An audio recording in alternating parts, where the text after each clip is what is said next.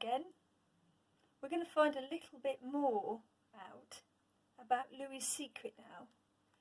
When we left Louis, he was in his bedroom and there was a dead pigeon and some pepperoni slices on the ivy. That was the first night that Louis saw his visitor, a silhouette against the night sky, a Russian doll with ears. Ears, thought Louis, and in the morning he drew what he'd seen and shown it to Abby. Guess what, said Louis. An owl, said Abby. Yes, an owl, agreed Louis, with ears. Abby nodded. She didn't say owls can't have ears, so Louis knew that they could. Wonderfully, the pigeon had revived and flown away in the night, 2 small feathers left in payment to Louis for his kindness. Louis pushed the feathers behind his ears to help his magic and renewed his offerings on the windowsill. He longed for another glimpse. Now, come back now, he murmured as he fell asleep. Then one night, stolen schoolfish fingers on the windowsill, it happened, and he saw. His nail was brown, a blotched sort of brown. It did have ears, and it was large. The faintest shadow of doubt began in Louis's mind. The songs that he droned when he was all alone changed a little. If and you're an owl, he sang, and sometimes, what if and you're not? The magic of the now made up a little for the missingness of Polly. Polly called them almost every evening. They put her on speakerphone so everyone could hear. She had a way of talking as if she was in the room next door. Pop upstairs, Abby, and look in the airing cupboard. That shampoo you wanted is somewhere on the right. I meant to give it to you. What on earth is that noise on the stairs? Just Max coming down on his bike. Max? Where else round here can I practice mountain biking? Asked Max. Anyway, I've stopped. The chain's come off again. It probably needs tightening. Get Theo to help you. Has Louis done his reading homework yet? Theo said no, he hadn't. And what about if Louis read to Polly right now? But first blow your nose, Louis called Polly, because sniffing and reading at the same time is very difficult. What was that? Where's he gone? Louis? They found Louis in bed, unwashed, but snoring.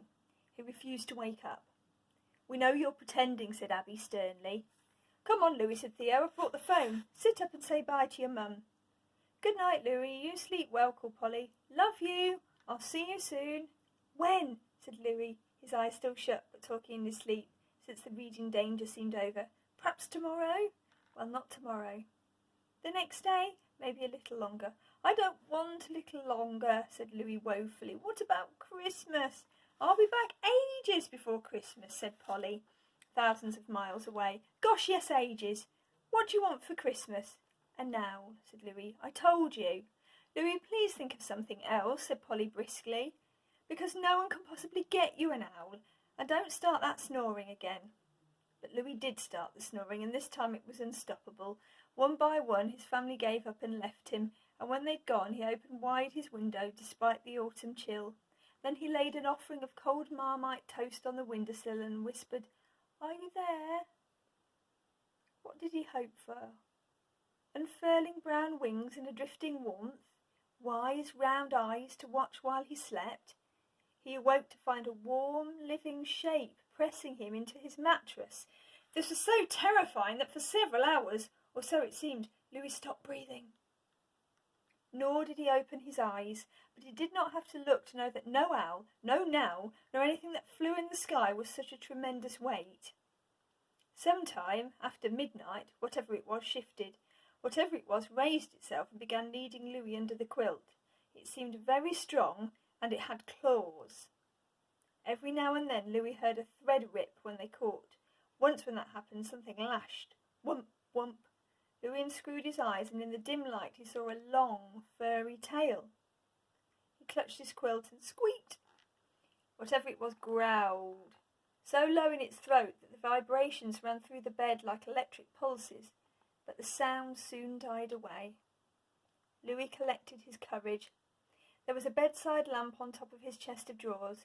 He stretched out a cautious arm and switched it on. Then Louis looked and looked and looked at his golden-eyed, hot-furred, heavy-pawed conjuring from out of the ivy-rustling night. And the conjuring looked at him. You climbed up the ivy, whispered Louis. It did not deny it. You're not an owl, said Louis. I guessed you weren't when I saw your ears, and now you've got fur. You're a cat, said Louis, but he spoke uncertainly. Was this a cat? A cat thing, said Louis. The cat thing sank down, deep and heavy on the bed. The night air from the window was cold, but the cat thing was warm. Louis found himself wishing it would purr. Iffen, he murmured, and found the cat thing's eyes on his, a direct golden gaze that went straight to his astonished, worshipping soul. Iffen, he said again, and the cat thing dipped its golden head in acknowledgement. So then Louis knew that was its name. Iffen,